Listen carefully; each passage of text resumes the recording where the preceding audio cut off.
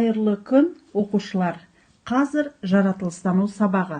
Бүгінгі біздің тақырыбымыз ғарыш дегеніміз не? Бүгінгі сабақта ғарыш дегенімізді не екенін түсінесің. Астрономияның нені зерттейтінін білетін боласың. Ғарыш бұл шексіз кеңістік. Онда ғаламшарлар, жұлдыздар және басқа ғарыш денелері бар. Ғарыш денелеріне ғаламшарлар, жер серіктері, жұлдыздар, кометалар, астероидтар жатады. Балалар, суретке қарайықшы. Мына суретте аспан денелері көрсетілген. Астероид пен комета. Астероид газ бен тозаңнан тұрады. Комета құйрықты жұлдыз, бу мен мұздан тұрады.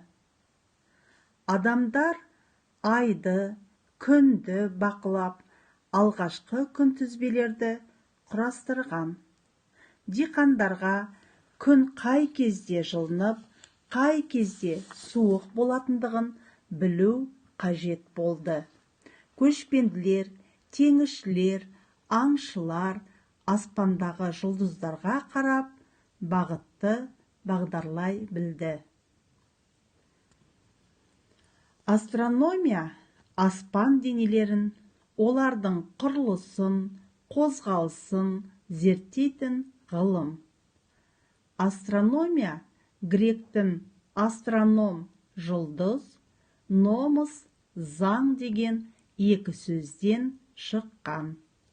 Ол жұлдыздар заңы деп аударылады. Адамдар аспанда шоғырланып, әр түрлі өрнек құрап тұрған жарық жұлдыздарды, шоқ жұлдыздарды байқаған. Содан кейін оларға атау берген. Мысалы, таразы, егіздер, шаян және тағы басқалары. Шоқ жұлдыздар көмегімен бағдарлау жеңіл болды.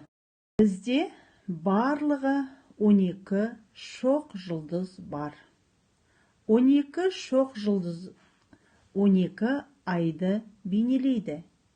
Ежелгі адамдар аспанда құдайлар өмір сүреді деп сенген. Олар жердің пайда болуын, күн мен түннің ауысуы туралы аңыздар ойлап тапқан. Көптеген жұлдыздар құдайлардың аңыздағы кейіпкерлердің аттарымен аталады.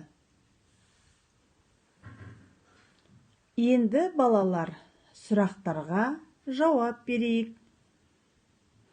Ғарышта не бар? Ғарышта аспан денелері бар. Арнайы құралдардың көмегінсіз түнгі аспаннан нелерді көруге болады? Арнайы құралдардың көмегінсіз түнгі аспаннан жұлдыздарды, айды көруге болады. Ғарышта қандай аспан денелері бар? Ғарышта жер серіктері, жұлдыздар, кометалар, астероидтар бар. Балалар, қазір сабағымызды мына бейнероликпен жалғастырайық.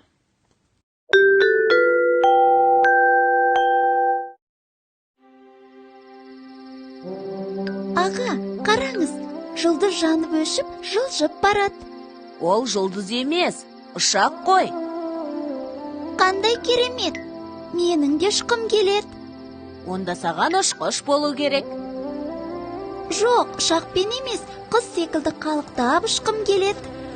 Ұшақпен емес, сен ғарыш кемесімен ұшатын ғарышкер бол. Сонда кеме ішінде қалықтап ұшып жүресің. Шын ба?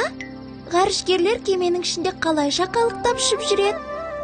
жер бетіндегі барлық заттардың салмағы болса, ғарышта ешбір заттың салмағы болмайды. Сондықтан да қалықтап ұшып жүреді. Ғарышкерлер қандай бақытты жандар. Иә, осындай бақытқа ие болған алғашқы ғарышкер Юрий Гагарин. Ол 1961 жылы 12 сәуір күні Қазақ жеріндегі Байқоңыр ғарыш айлағынан ғарышқа ұшқан.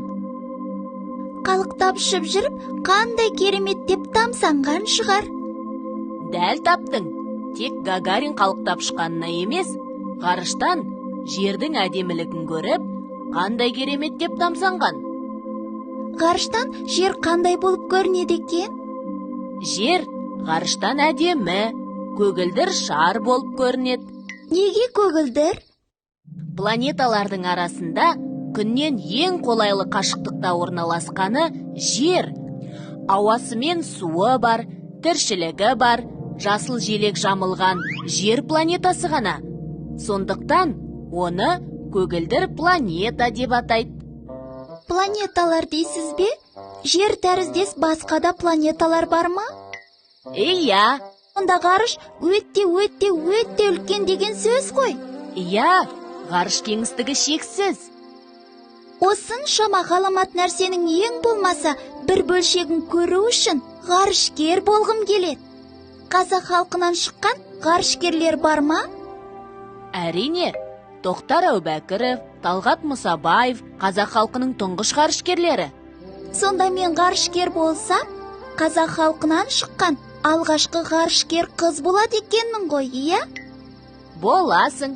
Ол үшін жақсы оқып, шынығып, жаттығуың керек.